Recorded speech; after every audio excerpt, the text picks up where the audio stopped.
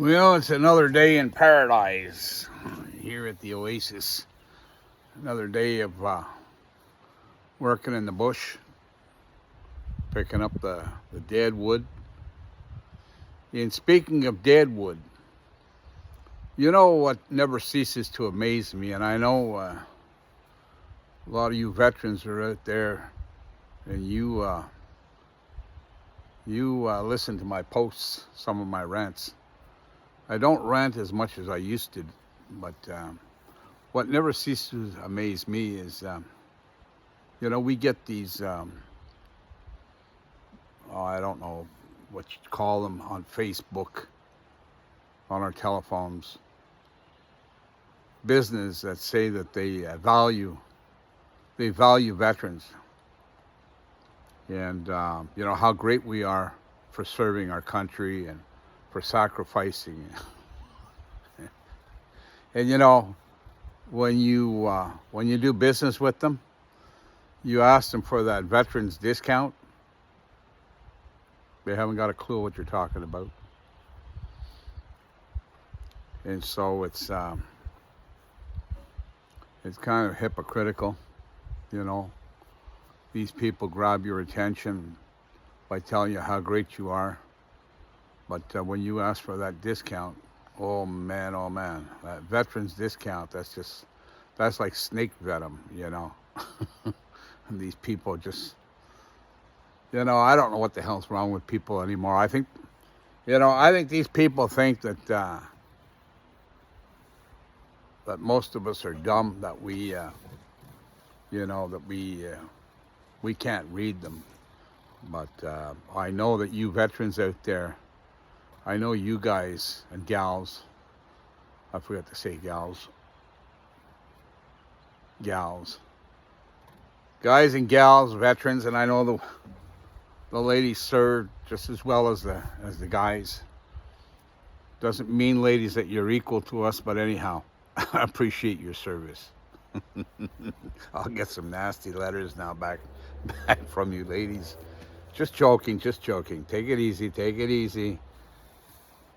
But anyhow, I know that we can see through these corporations. We can smell their bullshit a mile away. I used to be a big Harley Davidson consumer. T-shirts and all kind. Every time I'd go into a dealership, I'd come out with either a brand new motorcycle or a couple of T-shirts and whatever. And the only Harley Davidson dealership up here that I seen in Quebec that gave a 15% discount on clothing was the dealership in Repentigny, Quebec. They were pretty good, but then again, they gave everybody a 15% discount. So, but when they told you that you got a 15% discount because you're a veteran, well, it was sugar coated and made things right. But I take that all with a grain of salt. I served in the Canadian Forces. I served in an armored unit in Edmonton, Alberta. I served also for a while here in Quebec. Did some training here in Quebec, some specialized training with the Canadian Forces, some top secret bullshit. But anyhow, I also served with the U.S. Air Force out of AFB Tyndall, Panama City. I served also with the U.S. at Travis Air Force Base in Sacramento, California. So I had my fill of soldiering and military and all that stuff. And, I finally, after about, maybe 10 years, I said, that's enough. Now it's time to go back to civvy life. I didn't go back to civvy life. I went back to uniform life.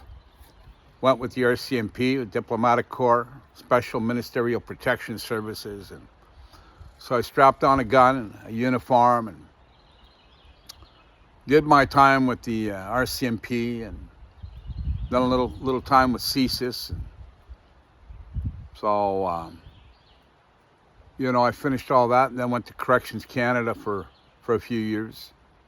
Worked in population, preventive security services in population with the inmates in uniform. And, I came out of there and then I entered into civvy life. Again, working in the police community for a lot of years. And I enjoyed it, but it was time to, I was getting up there in the years and it was time to pack it in and, just relax, get away from the uniform, all the protocol, all the rules and the regulations and all the bullshit.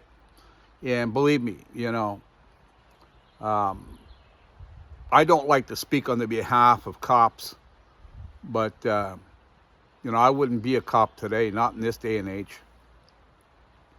I wouldn't last a week on the job. I'd have my PR-24 shoved up somebody's ass so far it'd be coming out of their mouth. It's incredible today. And I feel kind of sorry for these guys and gals that are in uniform today, serving and protecting. And I'm so thankful that, I'm away from all that. And I'm away, but I don't participate in anything. But I'm very close to the police community still. I'm a member of the Montreal Police Co-op and will be for the rest of my life. Very close to the police officers, active and retired. I have a tight circle of friends. That is my circle of friends. I don't do as well with the civilians. I relate better to guys who have been on the thin blue line, who know what that's all about. We're able to communicate, whereas most civilians haven't got a clue. They think they do, but they don't have a clue of what wearing a uniform, a gun, and a badge really entails. And I'm going to tell you something, is not rosy. So to all you guys out there and gals in uniform, standing on the thin blue line, you've got my respect. You've got my love and my respect. You've also got my support.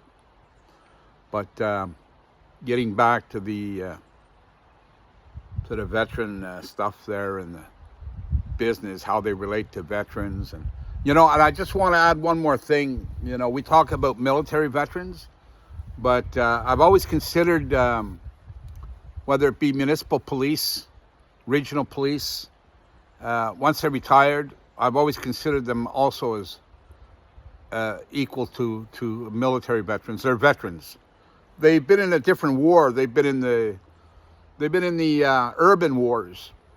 They've been on the streets. Most of us, a lot of us, I shouldn't say most, but a lot of us guys who have served in the military, a lot of us haven't really, been close up and personal with somebody sticking a gun in our face. I have. I've experienced that, and it stays with you for a long time. But police officers, they face that on a daily basis. You never know who you're pulling over. You never know who you're dealing with. It's always a mystery. You pull somebody over, and even though that you might get some information back from dispatch, or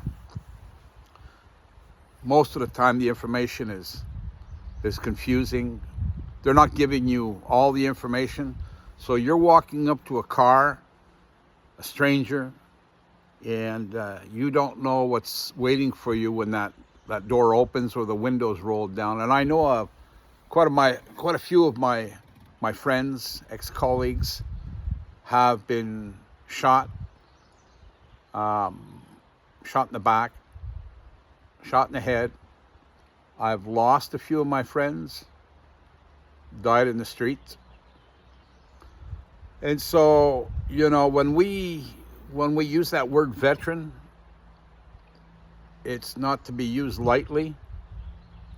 I don't consider myself a hero or anything like that, but I've walked through the coals of fire, and through that journey, I've lost a lot of colleagues and a lot of good friends who have died serving and protecting. So if you're a business, what I'm really getting to, if you're a business and you say that you really respect veterans, you know, you should put your money where your mouth is. You know, it's easy for anybody to say I respect veterans, but you know, sometimes a freebie or a discount, it's appreciated, and it lets us know that you're sincere. Because it's a waste of our time to get your information on our Facebook or on my telephone, telling me how much you appreciate, you respect veterans, and you want to sell us a T-shirt or a cap or whatever it is. But when we ask you for that veterans discount, it's like we're talking to a wall. So anyhow, that's my message. I don't want to get too serious about all this. I just wanted to share this with you today. And I want to thank you for tuning in. And remember, y'all come back now, you hear? Bye-bye.